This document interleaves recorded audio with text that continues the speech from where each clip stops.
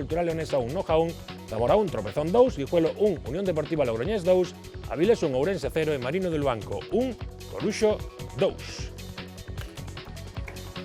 Vai chegando o final tamén na segunda división B, os marcadores cada vez son máis importantes, moitísimo en xogo. Gustou, Varela, moi boas. Que tal, Óscar? E tivemos un pouco de todo, con equipos que están reaccionando, con outros que non. Pero hoxe, en fin. para min hoxe a imaxe da xornada que se viviu en Barreiro, non podemos falar dunha imaxe positiva, pero ese partido é para ver, é para lembrar polo negativo. Pois enseguida o vemos, comezamos cos que están arriba, con ese Racing de Ferrol que nos ten tamén ilusionado, no sentido de, bueno, de que vai loitar polo ascenso, seguramente. Bueno, continúa aí arriba con algún atranco no partido de hoxe. Sí, ademais era diante dun equipo como o Caudal, que se estaba xogando as favas do descenso, o Racing... Bueno, non hai que perder de vista que o Racing ainda ten que descansar unha xornada que ten 4 puntos de marxe, pero hai que manter esa marxe. Partido complicado en Mieres. Sí, ademais o Caudal experimentou nesta segunda volta unha gran reacción que o pode levar ao final aí a poder salvarse ou palexar por esa posición de promoción, pero o Racing é o que distí, non? Ten ese partido aí no medio que, bueno... E a ver o que vos parece o penalti que asubiu o árbitro pro gol do empate. Marcou Rojas o primeiro gol pro Caudal e este, dende logo, atreveuse o árbitro. Aí hai un toque a do pico, desequilibro a hora de facer o remate. Eu penso que é penalti, porque desequilibra, non? Si, chega a facer o remate, de feito os xogadores do Caudal pensaban que pitara saque de porta, a subía penalti que marca Manu Barreiro. Tamén te digo que se pita penalti para min é expulsión. Pois pitou penalti e non pitou expulsión. E, por certo, no Racing debutaba Macai. A semana pasada, lembrarás, Tito, que falábamos de que ia facer o Racing na portería. Creo que ao final tomou unha boa determinación e Macai debutou con bo pé. Aí estamos a ver intervencións do novo porteiro do Racing. Creo que fichou a un grandísimo porteiro que xa, bueno, merecía estar nunha categoría superior á terceira antes, pero bueno, creo que son os dos beneficiados. Pois con Macai de porteiro, o Racing sacou un empate. Las dinámicas en el fútbol también juegan, también influyen, y cuando tú vas arriba, esas ocasiones normalmente o las para el portero o van fuera, como ha pasado, y cuando vas en una situación más complicada como está el Caudal, a la mínima que te equivocas, te meten un gol, ¿no? Por lo tanto, pienso que ese ha sido un poco el resumen del partido. Confesamos que viñamos un pouco decaídos en xogo porque en principio non íamos ter declaracións de Luisito, adestrador do Clube Deportivo Ourense, pero me acaba de comunicar Gustavo que sí, que finalmente chegaron. Así que imos gozar primeiro co resumo do partido e logo coas palabras de Luisito. Que sería un enxogo sen as declaracións de Luisito? Gozar co resumo do partido non imos gozar moito. Porque perderon por 1-0 un partido que mereceron polo menos empatar. Imos ver agora a secuencia de oportunidades clarísimas que tivo o Clube Deportivo Ourense, pero, bueno, o de sempre no Ourense, que leva 30 goles a favor e que é dos equipos dos peores cara a porta contraria. E aínda así está entre os 8 primeiros. Aí temos dobre ocasión de Javi Hernández e non perdades esta de Borja Valle, só diante do porteiro, que acaba botando o balón fora. E, como sabeite dicir, quen perdoa, paga.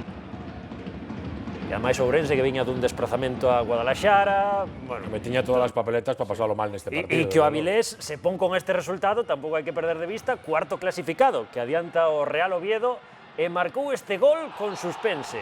Aí a piques estivo de sacar Moisés a pelota debaixo dos paus, ao final marcou Ito. A verdade é que foi injusto o resultado, non tiven a oportunidade de velo pola tarde do partido e, sobre todo, tamén na segunda parte, o Ourense dominou completamente o Avilés e claro que é injusto marchar dai sin puntuar. Aí estamos vendo máis oportunidades, esta outra de Borja Valle, anulada por un suposto fora de xogo, pero aínda que o árbitro non pitase o fora de xogo, paraba o porteiro remate a Borja. Non era fora de xogo. Non era fora de xogo, pero tampouco a metía Borja. E unha última ocasión, despois dunha xogada magnífica pola dereita, o remate de Óscar Martínez, pero nada, non hai maneira, o Ourense non conseguiu marcar, prácticamente lle di adeus a promoción e agora a esperanza é a Copa Federación. Acabaron pedindo ahora, mais non se pode pedir a estes futbolistas, o único que pido é que eu confío e sei que Dios existe, pero tamén que nos bote unha mão, porque a verdade é que os futbolistas e todo o mundo do Clube Deportivo Ourense necesita. A ver se a desgracia que tivemos en Guadalaxara, a que tivemos hoxe aquí, pois polo menos os xoves teñamos un pouco de fortuna, porque estes futbolistas o merecen.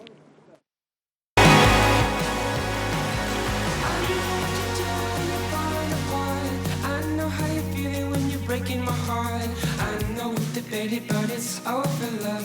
That's all for us. Well, maybe we can work it out. I know what you're doing when you're falling apart. I know how you're feeling when you're breaking my heart. I know we've debated, but it's over, love. That's all for us. Well, maybe we can work it out. I know, I know. I know, I know. I know, I know. I know we can work it out.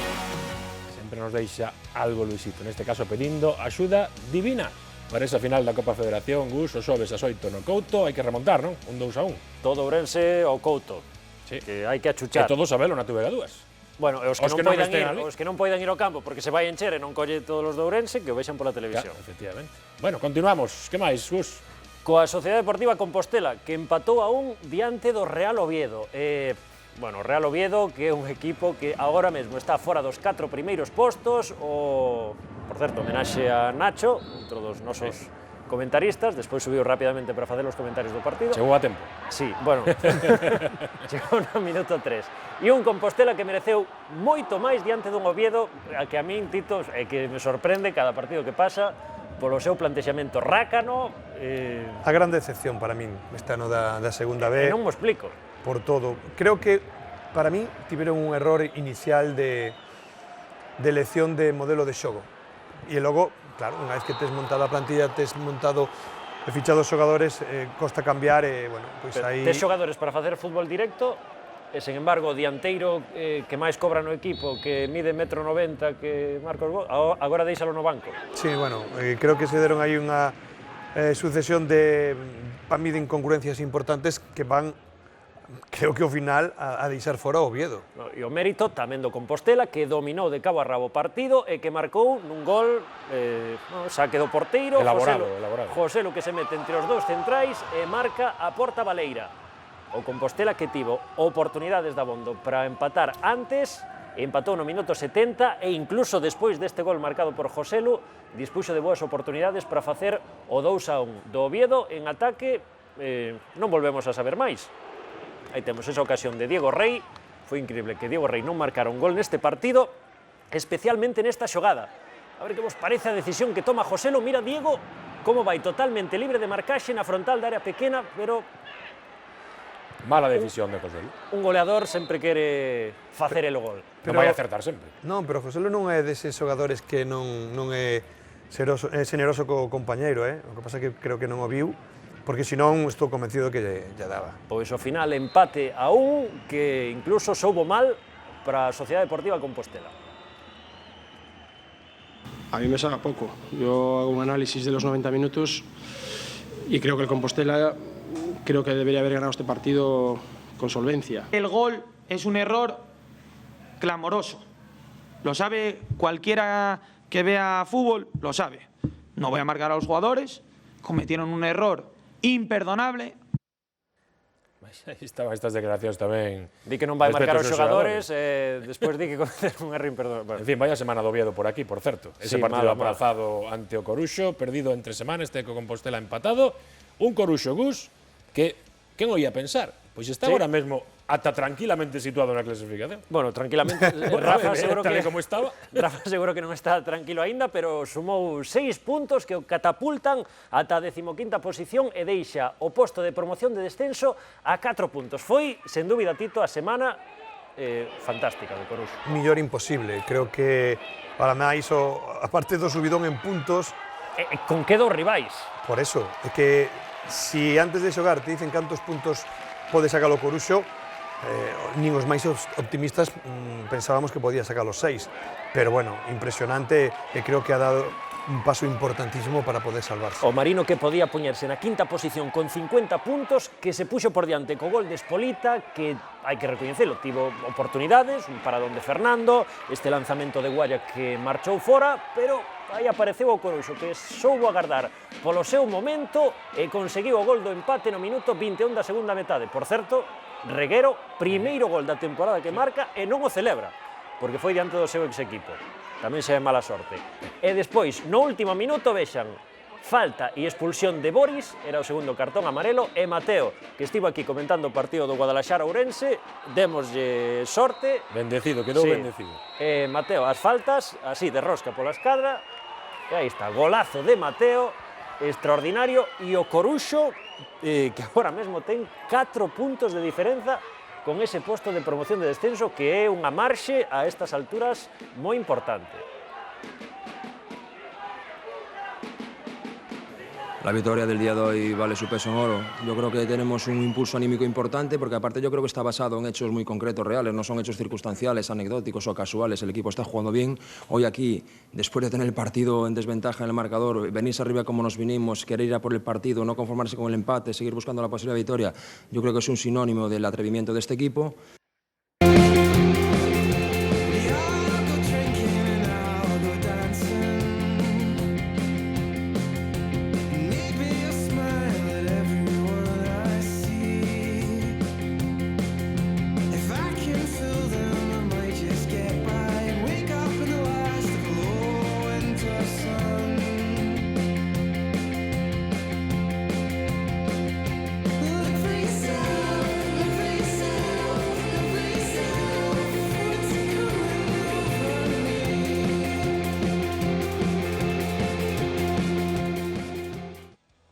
máis negativo da xornada para os nosos, sen dúbida, para o Celta B. Ia gañando o partido ata o minuto 92 e acabou perdendo. Demoledor, que, bueno, increíble, como cando perdeu aquela final da Liga de Campións o Bayern de Múnich en 2 minutos diante do Manchester United, pois eu creo que pasoulle, salvando as distancias, Tito, algo parecido. Estaba fora de descenso no minuto 92 e agora ten un pé, por desgracia, casi nesa terceira división, porque a situación é tremendamente difícil e complicada. O golpe anímico, bueno, pero hai que levantarse.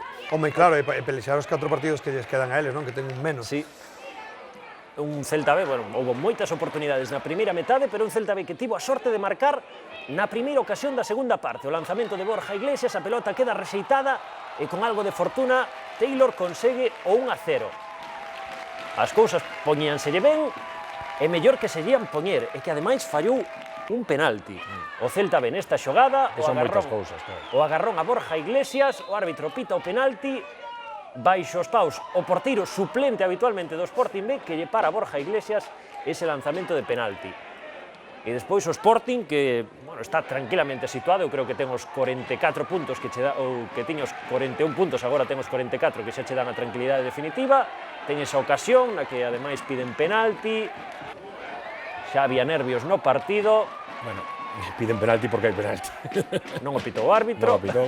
E no minuto 92 pasa isto. Varios rexeites na área e o gol marcado por Rachid. Claro que aquí xa quedas fora de todo, porque sabes que o dano é increíble. E bueno, propia meta. Esa ledicia dos xogadores do Sporting B, sen xogarse prácticamente nada. Curioso, ¿no? Para eles este partido era a salvación. E no minuto 94, expulsado David Costas e escoiten. Marca o xogador do Sporting e o árbitro a subía ao final do partido. Bueno, a Borja, que vai protestar o asistente, bueno, un pouco a impotencia de ver como se che foi un partido, pode que se che vai a unha categoría. Aí está, ese lanzamento de falta de Alex Menéndez e escoitamos o técnico que ainda ten esperanzas, David de Dios. No, el equipo está vivo, ahora mismo está hundido, porque pocas cosas puede hacer más. Salvo meterla, pues pocas cosas se le puede pedir más. El penalti, ocasiones. El dolor va a durar 1 o 2 días y hasta el final vamos a seguir dando guerra y luego que suceda lo que tenga que suceder.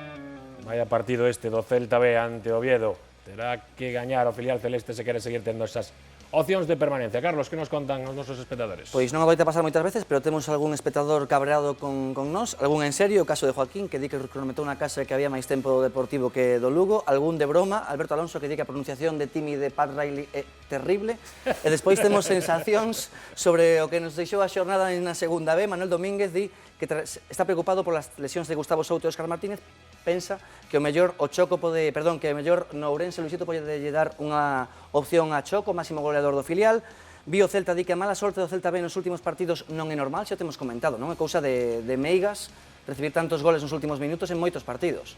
Tito adestrou un filial e... A xuventude aí ten moito que ver, porque ese oficio que moitas veces os equipos veteranos utilizan para que os partidos morran antes dos minutos finais, pois a xente xoven todavía non ten esa capacidade de dominalos. E outro habitual do noso Twitter, Dani Camiño, que nos di incrível do Coruxo, dando tumbos durante 2 meses case sen puntuar, e agora a Tarrafa ten mellor cor de cara. Evidentemente. Normalmente con eses resultados.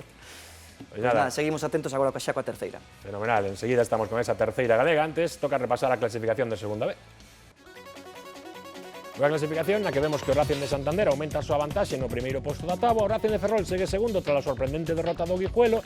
Ten a 2 puntos tanto o Guijuelo como o Áviles e a 4 ao Real Oviedo, que é o equipo que está aí máis preto de poder loitar por meterse entre eses 4 primeiros, o mesmo que o Marino do Luanco e o Zamora, que están algo máis lonxe. Posibilidade que queda xa prácticamente descartada para o Clube Deportivo